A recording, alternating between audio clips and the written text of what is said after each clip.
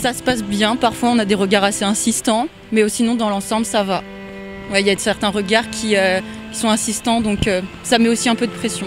On passe outre, on fait plus attention, on nourrit son enfant.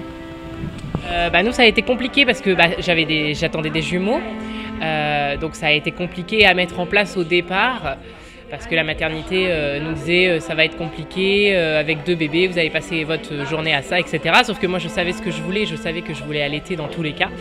Et puis on s'est accroché et puis ça l'a fait, quoi. Alors, moi j'ai pour but de discuter avec mon conjoint de toutes les décisions qui concernent mon fils, enfin notre fils.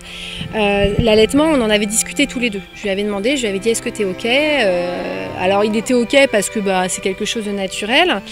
Et puis quand j'ai commencé à lui dire je vais allaiter en public, en fait dans son esprit c'était je déballe la marchandise en fait, je sors mon sein et je le mets à bouche.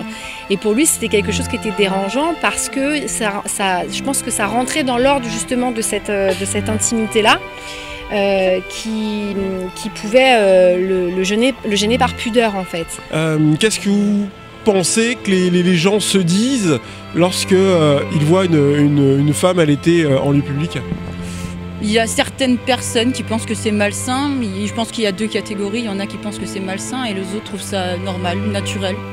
Et tu sens en fait le regard, alors parfois de certains hommes, parfois de certaines femmes aussi, pas toujours pour les mêmes raisons.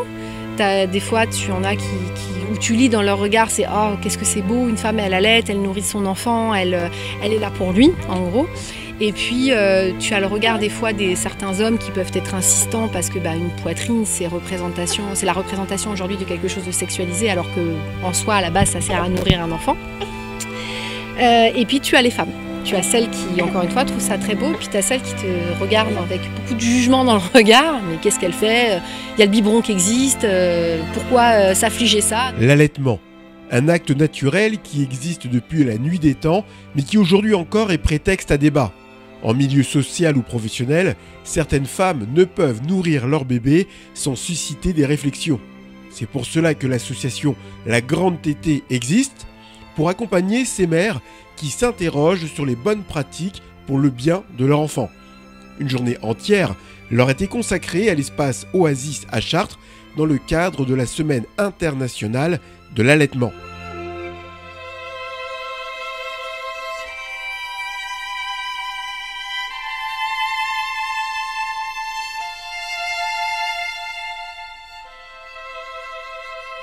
L'idée, c'est que les familles puissent se retrouver, tisser du lien autour de l'allaitement, rencontrer aussi des professionnels de santé, des professionnels de la périnatalité, savoir ce qui se passe, quels professionnels on peut rencontrer autour de l'allaitement.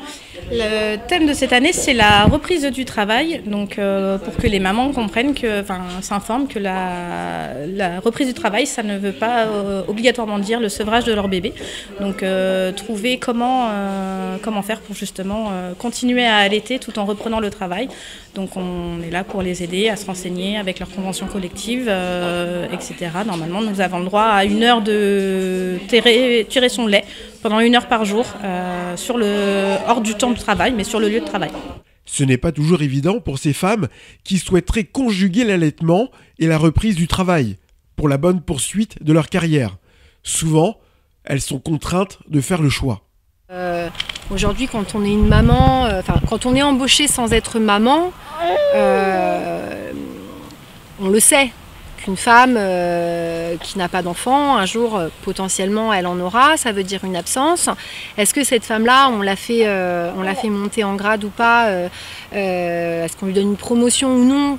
Parce qu'un jour elle sera absente parce qu'elle sera en congé maternité et peut-être qu'elle demandera un congé parental et puis son enfant il sera malade et puis c'est la maman souvent qui s'arrête quand l'enfant est malade. Donc est-ce que vraiment t'as faim mon fils? Est-ce que vraiment c'est possible? Il faut trouver du temps, il faut trouver des moyens.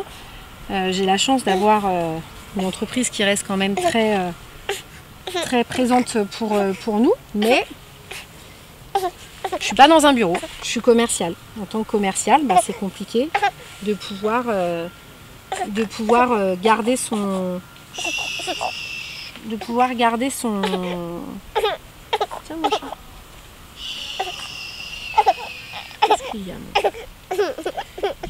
Oh là là là là, qu'est-ce qu'il y a, mon cœur? Oh là là. Oh mon bébé, t'es fatigué? De pouvoir garder son poste, de pouvoir garder son lait en fait en voiture. Donc c'est... Aujourd'hui j'appréhende beaucoup cette reprise du travail parce que ça signera peut-être la fin d'un allaitement. J'espère au moins pouvoir garder cet été de plaisir, autant pour mon fils que pour moi. Pour marquer cette journée consacrée à l'allaitement, un happening était organisé. Des mères allaitant leur bébé étaient prises simultanément en photo dans 40 villes en France.